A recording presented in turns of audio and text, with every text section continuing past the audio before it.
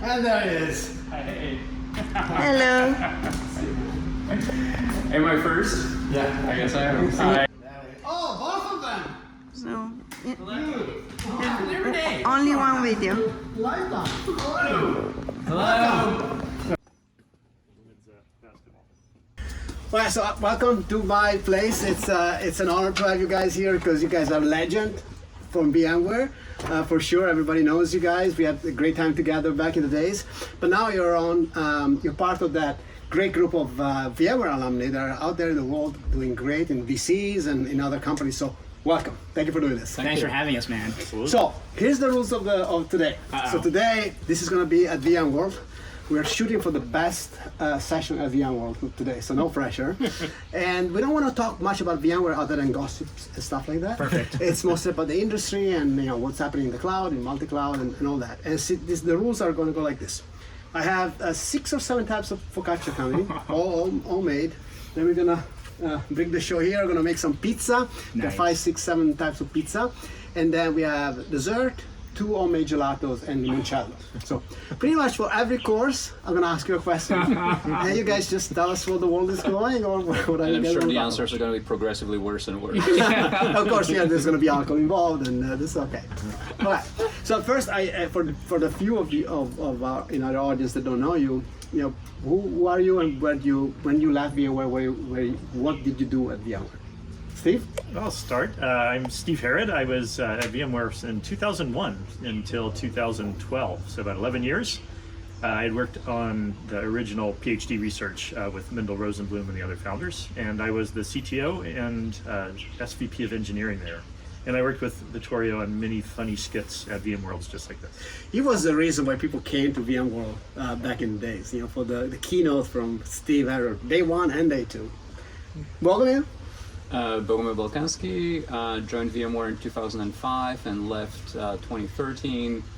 Started out leading the product marketing team for vSphere and then took over product management and left as the VP of product management and product marketing. Very nice. And Jerry? So I was an intern in 2003 and then joined full-time right afterwards after business school, and I did a bunch of things. First was a bunch of the desktop products, VMware Ace, VDI. Yes, Fusion as well. Later on, did the Cloud App Platform team, Cloud Foundry, vFabric, and a bunch of stuff in the open source world for VMware. And I left in 2013. So You're Mr. 1.0. I'm Mr. 1.0, so I did all the 1.0s. Some never saw a 2.0. Some products never saw the 2.0, but a lot of products like VDI and Cloud Foundry. Well, you're the father of VDI. Thank you. So I have to tell you the story. So my daughter now works for Microsoft, and she was in a virtual desktop, clearly inferior experience. and I said, I know the guy who invented VDI. And she goes, Dad, I don't think you should brag about it. That's why I don't brag about it now, but now you just outed me on the video. And we did a bunch of videos together, a bunch of keynotes with Steve Herrod, and I was the voice of Virtual Man. Remember that one year? I remember V-Man. He was good. Yeah, Virtual Man, and a bunch of other keynote demos. But I remember he was the data center administrator. And the video's online. If you remember the is it ESX3 something launch? I was the data center administrator. So you have to do a link to both the Virtual Man and the ESX videos. Betty, works at VMware again, told me that you would bring that up. Oh God, She was right. yeah. Well, these guys brought it up. Why wouldn't you bring it up? These guys brought it up. So yes, part of the VMware lore. And I'm Vittorio Arengo. I run marketing, cloud marketing at VMware now. And I left VMware in 2012, and I came back for one reason. Because I wanted to see the year of VDI, which happened last year with the pandemic. So I saw it. I knew it would come. Okay, so let me go and get the first round of focaccia, and then we ask you a serious question. Given we have too many courses, I guess I'm going to bundle 2 together. Okay. So this is plain focaccia, Wow. which we in Italy, in Genova, dip in cappuccino, believe it or not. Oh, wow. And this is focaccia with onions and blue cheese. If you want to put a little salad in your stomach before you start loading on carbs, I love Cheers. carbs. Cheers. cheers. Cheers, To Vittorio. VMware. Pleasure to have you guys here. Cheers. Cheers. Cheers. Cheers, guys. Well, it's funny. We all 3 are venture capitalists now, but I'm at a firm called General Catalyst, and I invest in early stage infrastructure companies. Actually, all 3 of us kind of do this. So I'll let you say what's different. Steve And I goes think go we're all first, having right? fun with it. Bogomil? Well, I'm a very recent addition to venture capital. Joined Sequoia less than 2 years ago, so I'm still feeling my way into my new job, and certainly hasn't been easy figuring it out from the comfort of my couch, like over the pandemic. But so far, so good. Jerry? So I work at an early stage VC firm called Greylock Partners. Steve and I both joined around 2013, 2012, about the same time. And we do a lot of enterprise SaaS. Me personally, I do a lot of enterprise SaaS, cloud, and infrastructure companies. When I left VMware 8 years ago, I was taking a very grim view on the prospects of independent players being successful in cloud infrastructure. I thought that everything was just going to be centralized in the three big clouds, and I have been wrong. And I think the simple answer is that the cloud infrastructure space is so vast that it's literally impossible, even for organizations with vast resources like the three big clouds, to do a good job of absolutely everything. And I think all of them by now are such far-flung empires that, again, each one are very big companies, and it just won't be the case that they'll do a really good job of everything. And so I think in the last few years, like, cloud infrastructure has been like very, very fruitful hunting ground for young startups. Snowflake being a great example, no longer a young startup, obviously a very, very successful company. But I think there'll be more Snowflakes to come that will compete very successfully with the big vendors. Yeah, same thing. Whether it's repatriation, a lot of people talked about that as they move things back to themselves, or just the cross-cloud services, as you all talked about too. I think all of us are looking at those. And whether it's handling data, or I do a lot of cybersecurity, or even networking, all the stuff you're going to need regardless of where everything is. And yeah, it's a super fruitful time, and a lot of spending, especially during COVID, from companies on getting that next level of compute and storage and networking. I mean, I think the clouds are winning in kind of like the very basic layer of providing like raw compute, raw networking, raw storage, etc. But for one reason or another, they're not necessarily winning in all cases, in all the services, above the raw server storage and compute. Be it data services, be it networking services, etc. And so, you see like very successful independent companies apart from Snowflake, like Confluent, with Kafka and Elasticsearch, etc., not only holding their own against the big clouds, but actually prospering. That's good. It's when we look at it, there's either 2 or 3 ways to play the card against the big cloud. It's either one, you pick a market, right? Either a market that you think is big and fast growing for playing opportunity, or 2, a market that's underserved. The second is there's a couple of strategies or playbooks that we look at. Like open source momentum can be one, right? And so we look for things with a community like Kafka and Confluent, right? So that's another way. And the third that's emerging, I think, is different distribution channels. So it's either selling to a different user. The whole move towards AI, machine learning, is the data science persona different than the classic EC2 persona. But also distribution is like, look at companies like Cloudflare, edge compute, security compute, that's moving things to the edge. I think that's interesting. So I think it's either pick the market, there's well-known strategies or playbooks, you can play against them. Deep IP still holds. I think Snowflake proved that you can build a better mousetrap, or pick a different go-to-market, different distribution method. Okay, so the great news is like lots of space for people to innovate and a lot of money to get funded if you have a good idea. And actually, I love to talk about this. There's a misconception that VCs are looking for the best ideas. I would argue that our VCs are looking for the best deals. Is that a good assumption? Well, I think all of us, everyone would say, it's kind of cliche, but everyone would say you have to have a big enough market, you have to have a great team, and then you have to have some opinion on how you're going to take that market. I think you have to have 2 out of those 3. If you only have 1, you probably shouldn't do that investment. Because I find a lot of people are over obsessed about the idea. There was I forget the quote that said, a bad team, the best idea cannot help a bad team, but the good team will fix a bad idea. What's the old Mark Andreessen blog, product market fit? Market always wins. He'll say a good market with a bad team, the market will win. But a good team and bad market, the market will win. Yeah. Right? I think, to Steve's point, the world's not dynamic, right? Good teams will find good markets. You know, these things are not cast in stone forever. So you're right. If you're in a bad market, the bad market will win.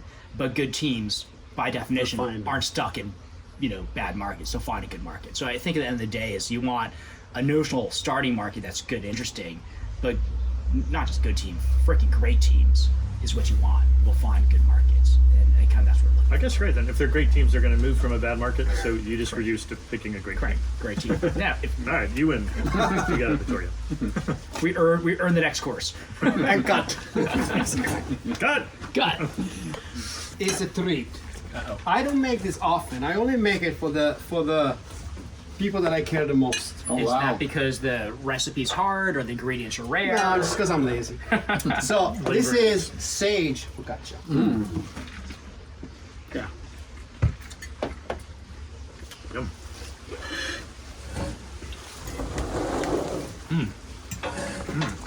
That's a good one.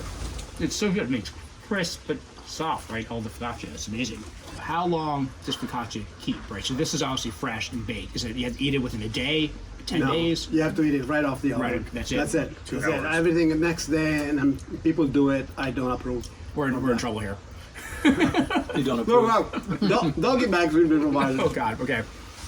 My next question is what people are really tuning in for, which is we need some good anecdote from either VMworld or VMware. And I'll edit so that I don't get fired. But I want the good stuff. I have a couple of good ones, but Oh, there's so many. I mean, where do I start? Well, we can start with one that you should probably edit out. Now we're Let's talking. start on a good note. Because the balls were due, right? I think I've told this story before. It was one of our VMworlds. I think it was 08. It's after we went public. I think 08, right? And you and I were doing a keynote in Vegas around VDI or something like that. And the night beforehand, like the entire execs team were out having dinner. I think you guys were all there, and we're the keynote's tomorrow. And then I'm like, hey, because I'm like, hey, let's go out for drinks. Let's go out. Where are we going tonight? In Vegas. And Raghu looks at me. Raghu, of course, who's just the VP product, goes, you doing the keynote tomorrow with Steve Herrod? I'm like, yeah, I'm doing the keynote tomorrow with Steve Herrod. Just like, don't go out. You screw up. It's a 20% hit to the stock price, Chen. Wow. So I didn't go out. I didn't get any sleep either. Like, oh shoot, I can't screw up. That- well, how did it go? It went fine. It went very well. Of course. I will say though, we probably shouldn't tell a lot of the Vegas stories, but we had a lot of R&D people come to Vegas. We did like a lottery for which engineers were invited, and it did not end well. So maybe we should edit this out, or maybe not. Yeah, my story was a scary story because when we wrote the script for the demo in 2011, we wanted to do something out of the box. So we did a day in the life of an end user. Remember that, with the green screen and all that. And so I write the script and I put it, shockingly, I put a lot of jokes in there. Like I did the don't mess with the family and then the yellow Ferrari and all that. So we do the table read. And the CMO says, "No, Vittorio, cut the joke. They're taking away from the story." I go, "Okay, no problem. Like my first time in front of like 20,000 people, I don't want to ruin his keynote. I don't want to make a fool of myself." So then we do the dress rehearsal, and he does his thing. Then I go on my thing, and then I come out, and he goes, "Vittorio, you nailed it. Put the jokes back in." And I go, "But I haven't rehearsed them." So now I'm literally about to go on stage in front of 22,000 people, and I'm thinking, should I make the joke or not make the joke? I'm pretty sure I encouraged you to make the joke. Oh no, you did. As I said, do it. I did. It was great. To this day, people ping me on Twitter saying, "What is the yellow Ferrari?" So people remember stories. That's what I'm always trying to do when we do demos. Just That's true. stories. And like events like this, I still to this day, I can't stand events that treat like everything's too serious. Like this is fun stuff we're working on, so have a little fun with it. What was Here the we go. story with like Have a little wine, a buying little regular focaccia. shirt? Alright, so this is like for the this is just regular onion focaccia. So Where's the blue cheese? This is the blue cheese one. Yeah, that's a I blue don't cheese think I with got onion, this which thing. is my invention. This one is more of the traditional, like you need to, in general, the two main focaccias are plain, which, as I said, we dip it in the cappuccino, which is people go, what, salty? It's delicious, and onion, and then everything else is variation of that. This one's really good. I know, sometimes when I claim that I made the best focaccia in America, and people look at me, roll their eyes, and I go, look, It's a low It's bar. It's low bar, but also it's hard to be humble when you're good. It's just really, really hard. Love it.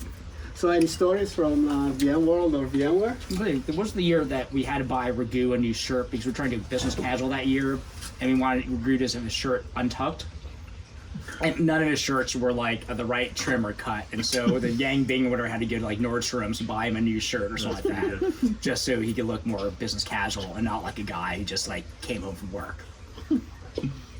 Were you two both around for the very first VMworld? I forgot. In San Diego. Yeah, I don't know if anyone. I'm sure some people listening here might have been, but I just remember for me that was the most amazing thing on earth. It was this cute little company, and it was the first time we sent out invitations to see if anyone wanted to come here and talks.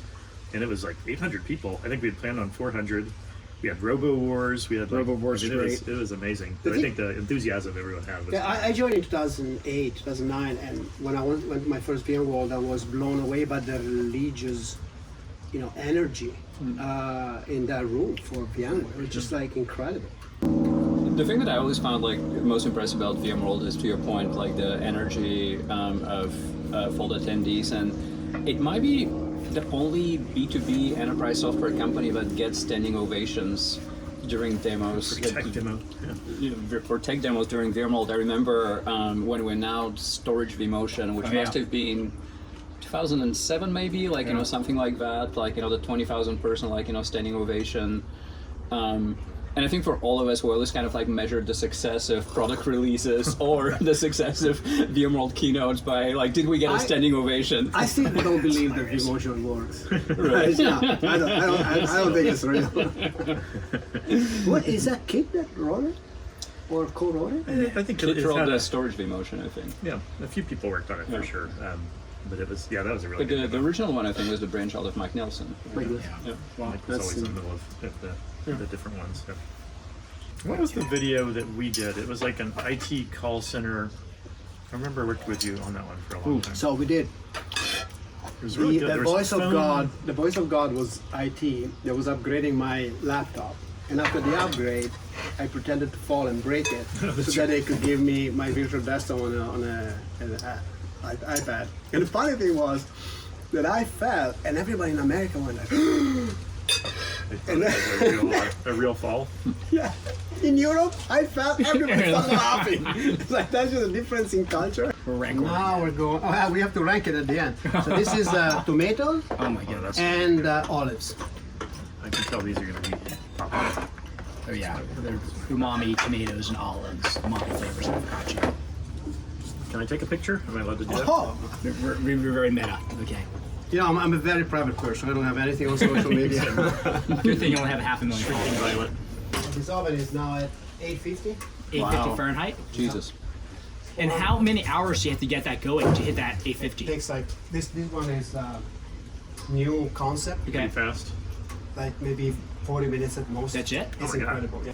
So when anybody want to venture to see, right now everybody talks about big data, AI, VR, blockchain, these type of technologies. What do you think is going to be the buzz 10 years from now? Or can you even look that far into the future? Let's let Jerry start. He is good.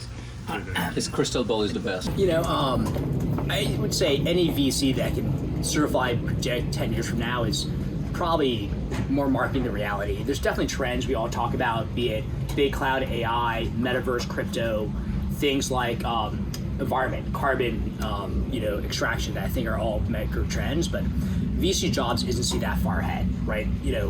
Our job is trying to find a founder that convinces us this is the future.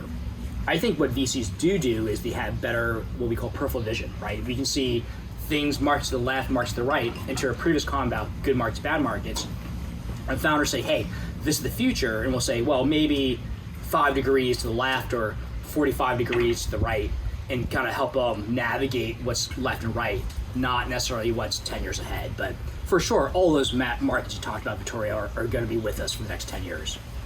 Yeah, we always look at just where the smartest young people are spending time in university. That's kind of the best thing. But I think especially now, whether it's, immunology and epidemiology is something that I think the smartest people are now saying this is like a really big thing. So I think the crossover and use of high tech for addressing these top problems, I think everyone knows the future is working remotely in new ways, whether it's Jerry's metaverse or something else, new ways of interacting.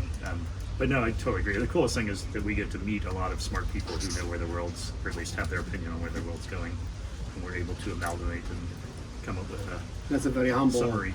answer. I like that. Yeah, like Bogomil, if you were leaving university grad school today, where would you be working, right? That's always the proxy. Like That's a very good one. we're like 22 to 25 now. What would you be doing? Healthcare? Would you be doing crypto stuff?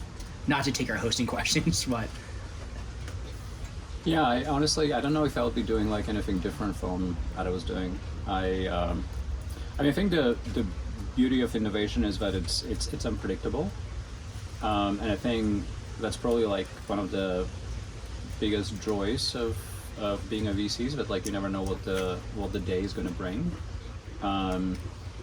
Sometimes we attempt to be thematic about investing, but that doesn't mean trying to predict the future. It means educating ourselves on interesting kind of hot pockets of innovation that are coming. It's very interesting. I mean, definitely like technology markets are cyclical, right? And there's like they move in waves, and often enough we see 5 or 6 of the same kind of companies, like within a period of like a few weeks or like a couple of months, and that's usually a wake-up call to us. Hey, there's something interesting happening in this area. Let's go and investigate. Let's meet all the companies.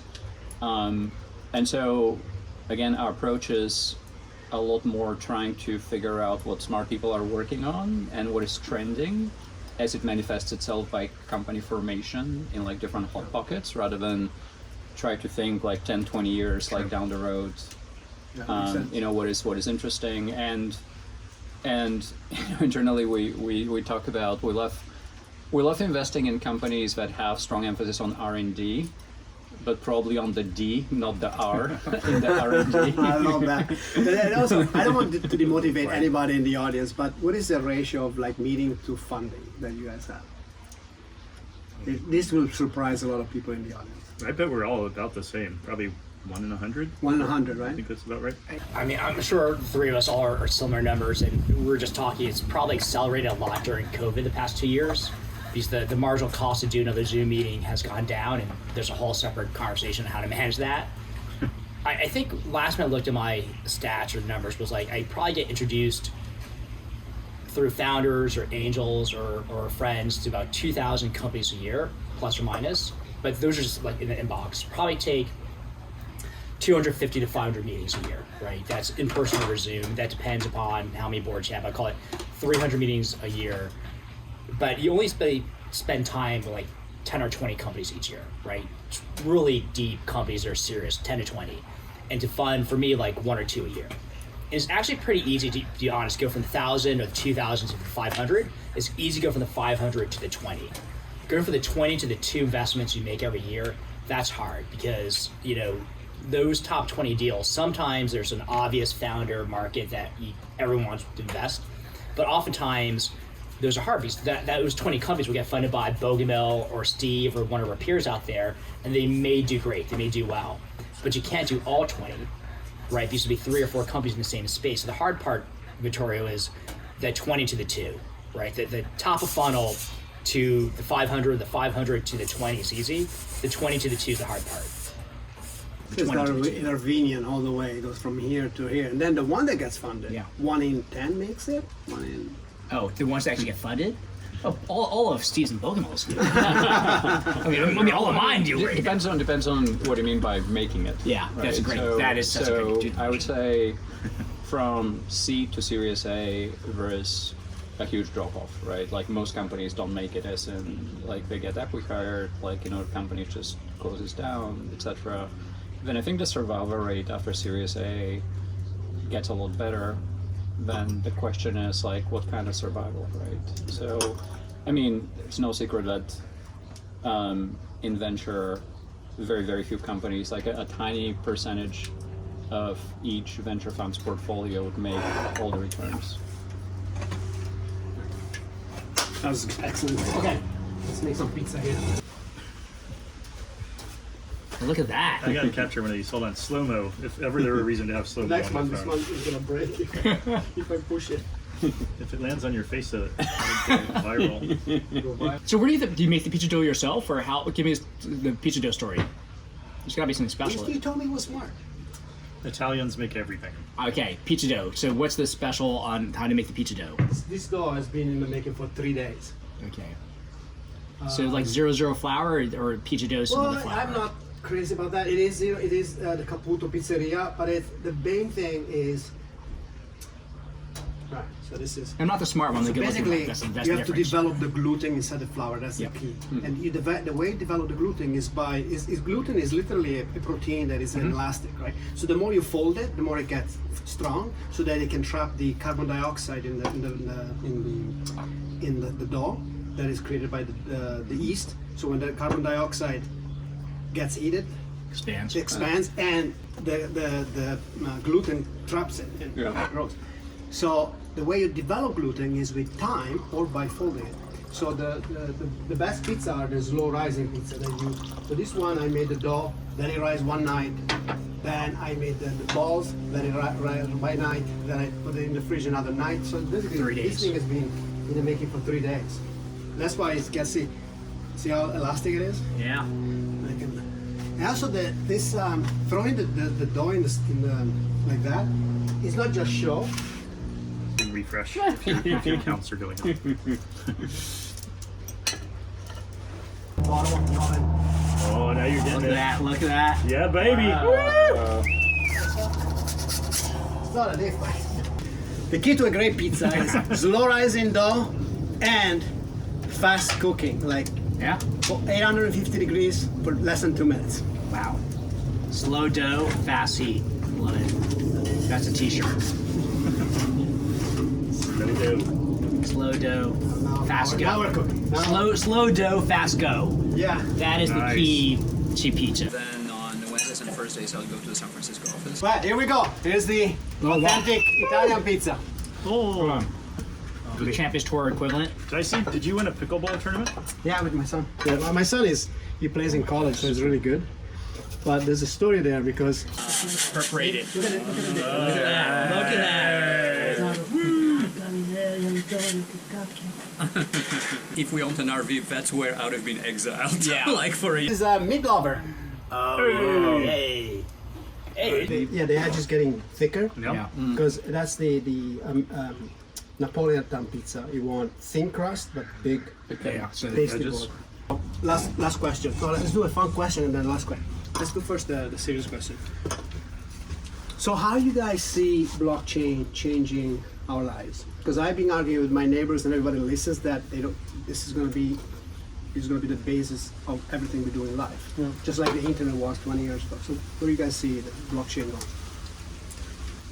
I'm by no means a blockchain expert, but I do think that it's probably like the most significant innovation that's blossoming right now.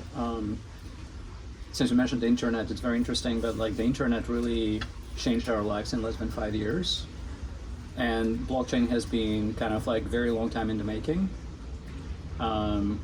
I hope it's not going to be like like the year of VDI that we waited for. Like It was last year. It was last year, finally. No, but I think as some of the issues around like transaction throughput and transaction cost for things like Ethereum get solved over time, I think it's probably like a matter of like a few years before like the layer 1 blockchain technologies actually become good enough for real world applications on top of it. But I do believe that, we're speculating a while ago about what's going to happen in 10 years, but I think there's high probability that in 10 years from now, blockchain is going to be in every part of our life, from finance and currency to art to the metaverse and all of the above. I agree. I think there's the crypto side of it, and then there's the core blockchain pieces. But it kind of mirrors the geopolitical world we're in now too, where authority is not as trusted as in the past, and this notion of just like everything decentralizing what the truth is I think it's just pretty profound. And who knows what the applications are, but anything today that has like some strong central authority is a pretty good candidate to be disrupted by something new with blockchain. So I think it's super interesting. Yeah, I mean, I think if you address the crypto asset part of it for sure, right? The governments are about roles, police, and currency, right? Central banking. If you take away the whole central banking aspect from the government, they're limited what they can do, right? Look at the past 2 years. So I think, I'm not a crypto person, nor am I a crypto asset person, but for sure, if you take the government crypto asset portion, that's very disruptive. But yeah, I think if you think about back to the cloud theme, right? You think decentralized application, decentralized finance, decentralized clouds make sense, then I think a blockchain-based ecosystem is both in our future and potentially not a replacement, but alternative to the big centralized clouds, right? Because Amazon, Azure, and Google more or less are large centralized clouds. We have decentralized compute, like in some of these totalitarian countries or places where we don't trust the government. It's a great alternative. Oh, I'm a simple baker from Italy. I don't know where the world's going. All I know is if I have to trust a bunch of smart engineers from Silicon Valley or a bunch of politicians, I know where my But to the point we made earlier, where we go, if we all graduate from university today, but the smart talent, somebody's going to saving the environment, sucking carbon out of the air, a bunch are going to healthcare, longevity, and a bunch of the smart talent coming out of university now is around crypto and blockchain. So I think if you look at where the smart people go right now, those are the three areas. I think it's longevity, it's environment, and it's stuff around blockchain. What's your favorite VMworld or VMware story, Vittorio? Well, I have a very embarrassing one Okay. that I have nightmare to this date. So we were opening for InXX. Oh yeah. I mean the band. This was Alaska And so Sky. I convinced John Nielsen and Steve to come on stage and sing with us. Oi. Oh, see, Oh yeah, I remember that. I remember that. So I'm out there so high on adrenaline. It's not even funny. Because I love Killed music. that. You killed that concert. That was good. Yeah, it was a lot of fun. And then I was so high on adrenaline, I forgot his first name. So I didn't even know that. Never mind. Is this on film? I know. I have to go back and watch this. So then I'm there, and I hey Todd, come on board. Hey, You. I called you. Nerd. No, I called you Nerdy guy. Virtual man guy. Mike or something like that. Mike, and he looked at me and said, Mike, come on. Oh, that's funny. I didn't even know I that said, oh, until Steve, now. sorry. You just rolled with it. I was like, fuck me. How can I? Oh, sorry. That was a fun concert. Like I think of all the come here. bands, what was your favorite VMworld band? Oh gosh. We had Killers, we had Foreigner, we had Killers was NXS. sweet. Killers in Vegas was fun. The final question of the night is your worst sales call. Because we all been on hundreds of sales calls, right? I'll tell you the worst one for me. It was in, I went to Asia Pac for 2 weeks. So I'm back-to-back meeting for 2 weeks. I'm exhausted. It's Friday afternoon. A partner takes us to a Korean customer. And I get in there, and everything is low because there's translation and all that. So we sit down. Of course, everything is very formal, and which kind of appreciate there. They take business very seriously. And the customer goes on for like 5 minutes. And we first do an introduction, then it goes on for 5 minutes, and then the partner translates and says, "It's very negative on VDI." And I go, "Okay, give me an in." So it's like, the user experience, we can talk about the latest. No, it's very negative on VDI. The meeting is over. And then he walked us out. I was like, That was a good meeting. yeah, I was happy because it was the last meeting of the 2 weeks. I was like, well, I'm going home. It's very negative on VDI. Meeting is over. Okay. Back to the US. I'm glad they're all VDI stories. It's similar. So pre-VDI, there's VMware ACE, right? A shared computing environment. It was the precursor of VDI, virtualizing PCs with all these security policies. So one of my first sales calls, it was more a partnership call. It was in Austin or Round Rock, visiting Dell with Gary Green, right? He was running Alliance at the time. And I was trying to convince Dell to carry ACE and virtualized desktops as a product line. So I go through the head of the PC team, SVPs or GMs, pitching virtualized desktops, why it's better, more secure, and go the whole thing. And they look at me, look at me, it's like, you understand we sell PCs here. I'm like, yeah, but virtualized desktops are better for this reason, it's portability. He goes, It's like, Excuse me, son. so yeah, I'm not gonna even try the Texas accent. You can. Steve's from Dallas. He can do I it. can cover this. The role of the Dell exec would be played by Steve Herrod. I'm giving my best pitch. I'm a first year PM. Ragu's counting on me, you know. And he goes, "You understand we sell PCs here?" I'm like, "Yeah, I know. That's why I'm in the right place." And he's trying to convince, like, why would we virtualize the one product we had? So we're just like HP and IBM. I'm convinced, but if you do this first, we do like proprietary things for Dell. And he goes, "Okay, thank you." And like I like pack up my laptop, you know, walk out to the parking lot. And Gary Green looks at me, he's like, "So, how'd you think that went?" And of course, the moral of the story is what? 15 years later, Dell buys VMware EMC. First, they buy Wise, right, for virtualized desktops, the Wise technologies for VDI, and then they buy all of VMware. Someone said it started with that meeting. It's like, you know, Leo would say there's no such thing as inception, right? Leo DiCaprio, there's no such thing as inception, but Jerry Chen incepted the idea in 2004. There's some memo went around. This kid came saying we can virtualize our machines. 15 years later, boom. Nice. Best, worst sales call. And then you said you cannot call, 10 years ahead. That's right. Steve, you've done like 2,000, 3,000. Oh my God, I have some really good sales stories. Although they're all because I'm really bad at it. I was given by Carl Eschenbach, who many of you know, I was allowed to choose my, to be the executive sponsor for 2 customers, and I chose the Vatican and I chose the Dallas Cowboys. And both are religions, as you know.